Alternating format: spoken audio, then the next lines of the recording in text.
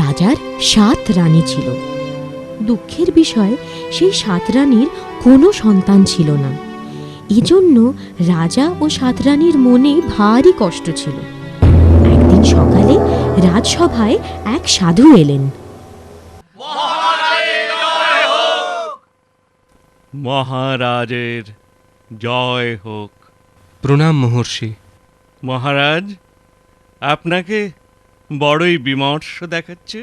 হে মহর্ষি, আমি বড়ই দুশ্চিন্তায় জীবন কাটাচ্ছি। আমি নিঃসন্তান। বংশরক্ষা না হলে আমার অবর্তমানে এই রাজ্যভার বহন করবে কে? দয়া করে আপনি একটা উপায় বলে দিন। নিশ্চিন্ত থাকুন মহারাজ, আপনার বংশরক্ষা হবেই। আমি 7টি অমৃত ফল দিচ্ছি। আপনার 7 রানী এই ফল আহার করলে যে কোনো এক রানী সন্তান লাভ করবে, আর সেই হবে এই রাজ্যের ভবিষ্যৎ উত্তরাধিকারী। যথা আজ্ঞা মহর্ষি। আপনি আমাকে দুশ্চিন্তা মুক্ত করলেন। একটি সন্তানেই আমি সন্তুষ্ট। যাই যাই 7টি অমৃত ফল দিয়ে এই আনন্দ সংবাদ আমি 7 রানীকে জানাই। আমাকে আজ্ঞা করুন মহর্ষি। মহারাজ দীর্ঘজীবী হন। এই 7টি অমৃত ফলে কোনটিতে পুত্রযোগ আছে আমার জানা নেই। আগে বড় রানী, পরে মেজ রানী, এভাবে তোমরা 7 রানী একে একেই ফল আহার করো।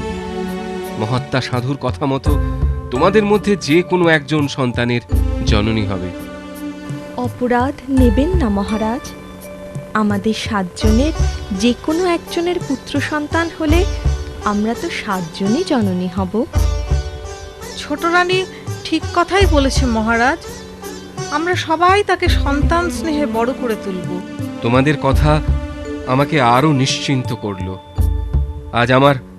আজ আমার বড়ই আনন্দের দিন।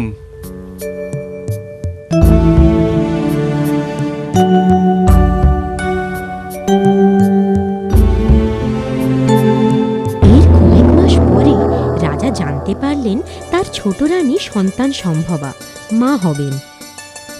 এই খবর শুনে রাজা খুবই খুশি হলেন। মনের আনন্দে রাজা তাঁর অনুচরদের নিয়ে গভীর জঙ্গলে গেলেন শিকার করতে। সোনালি হরিণটা গেল কোথায়? এদিকেই তো ছুটে আসলো। আরে, এই গভীর জঙ্গলে এক পরমা সুন্দরী কোথা থেকে এলো? এখানে একা বসে কি বা করছে?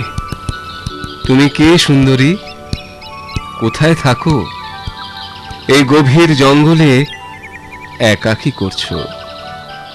আমি এক আশ্রম কন্যা, এই বনেই আমার বাস।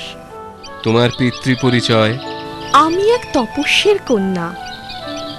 পিতামাতার স্বর্গবাস হবার পর আমি একাই থাকি এখানে। আমি কাঞ্চনগড়ের রাজা। তোমার রূপে আমি মুগ্ধ হয়েছি। যদি তোমার অমত না থাকে, আমি তোমায় রানী করে রাখতে চাই। তুমি কি রাজি সুন্দরী? মহামান্য রাজার অনুগ্রহে অমত করব, তা কি হয় মহারাজ?